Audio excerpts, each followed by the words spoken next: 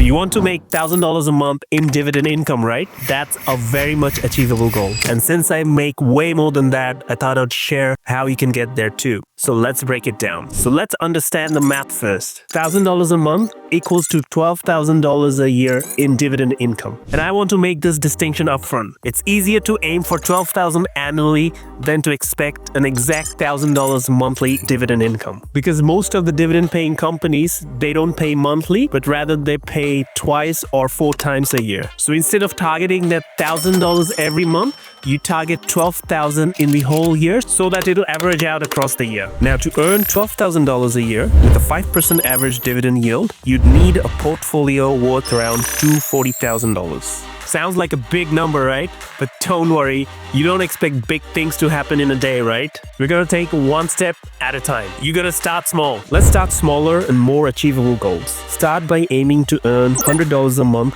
or $1,200 a year in dividends. That requires about $24,000 invested. Once you hit that, move to $200 a month, then $300 a month, and so on and so forth. Basically, if you can reach that $100 a month of dividend, all you need to do is repeat that 10 times to hit your goal of $1,000 a month in dividend. Well, it's easier said than done, but obviously I'll show you step by step how we can achieve that. So what strategy should you implement to achieve this? Will you use exchange traded funds or index funds or even individual stocks? You can even mix them all like I do. I'd recommend starting with the ETFs. They're great for beginners, they're passive, they're already diversified and easy to manage. And most of the ETFs pay twice a year. When you're looking into funds, look for 3 things. First, the dividend yield, then their dividend history. That includes whether they have been paying consistently or not, and whether they have been increasing their dividend over time or not. And then, how frequent they're paying. Is it monthly, quarterly, or twice a year? Choose the one that fits your goal and just keep building your investment over time. Now, if you are into individual stocks, which I don't recommend for beginners, but if you want to go down that path, I highly recommend you research properly. Do all your research. Don't rush into FOMO or whatever. Just do your research and act sensibly. If you are into individual stocks, you can look for the ASX 100, the top 100 companies, and you can do a filter with the dividend yield of at least 5%. And keep in mind that some companies pay quarterly, some twice a year, and most of the companies pay in March and I think September. Now, if you want me to do a full video on how I do my research and how I shortlist my dividend stocks, let me know in the comment section and I can do a step-by-step video for you. And by the way, this isn't an investment advice. This is just for education purpose only. Now, when you're picking individual stocks, you have to look for the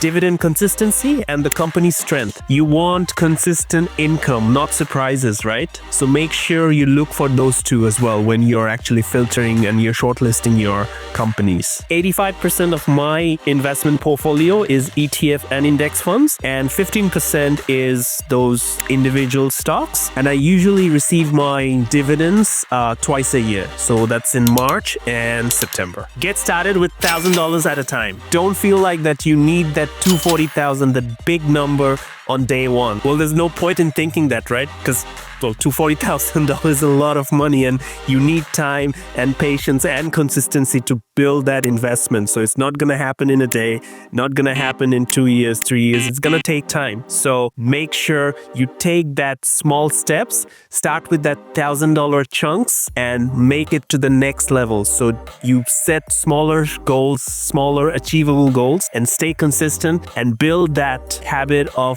saving and then investing. I have a lot of videos in my channel and I have a video that shows you how exactly you can save $10,000. I'll put the link here and also in the description. I hope you'll watch that video and that will help you in your savings journey. And to make sure that you're on track your income and expenses and budget for everything. And if you're someone who's struggling with budgeting, I highly recommend you watch these videos that I've got on budgeting, how to save money, how to track. Everything is there for you. I highly recommend that because if you're not tracking, you won't be able to say how much is left over after the month. So it's going to have an enormous impact in your personal finance. If you're tracking it, you'll be more confident. If you're tracking it, you'll be more aware, you have more clarity on your overall personal finances. So I highly recommend you watch those videos and take those actions.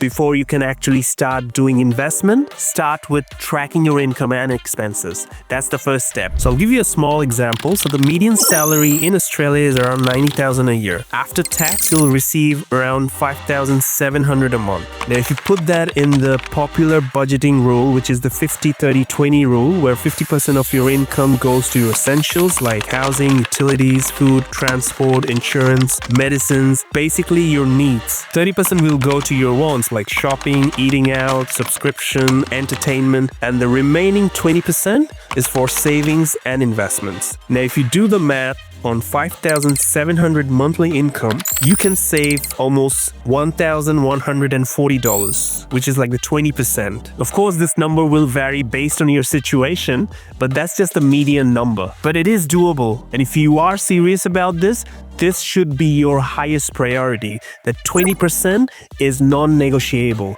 Whatever salary you're getting or whatever income you're getting, you have to save that 20% minimum. So once you start with that $1,000, be patient and stay consistent. So how long it's gonna take to hit that $1,000 a month in dividend? Well, that depends on how fast you can save and invest, right? Some people might already have some capital, some might be starting from zero. Whatever that is, consistency is the key. If you're saving $1,000 a month, you'll hit your first goal in 2 years. After the first 2 years, you'll start getting $100 a month in dividend. It's a small number, I know, but everything is worth. Trust me, this dividend income is worth so much. And once you're consistent, this will snowball into $1,000 in no time. Trust me, I've done it, I know it. So I can tell you exactly that you will be so proud of yourself, and this, my friend, is very much possible. Now, the next question would be, once you start earning that dividend, whether you want to reinvest it or take it as cash. My suggestion would be reinvest it, because that's what I do, and based on my experience, if you reinvest it, the compounding effect is so much. It snowballs very quick, and you don't want to miss that opportunity. Well, you can take the cash if you really need the income right away, but if you take my suggestion, reinvestment should be the way forward, especially when it comes to the dividend investing. So to wrap up, your goal of earning $1,000 a month in dividend income is 100% achievable. You start small, build consistency, focus on high-quality dividend-paying companies or ETFs, break the journey into small steps, and reinvest if you don't need the cash yet. And always do research before investing in anything. I hope this video helped. If it did, give it a thumbs up and share with someone who really needs to hear this. Thanks for watching. I'll see you in the next one.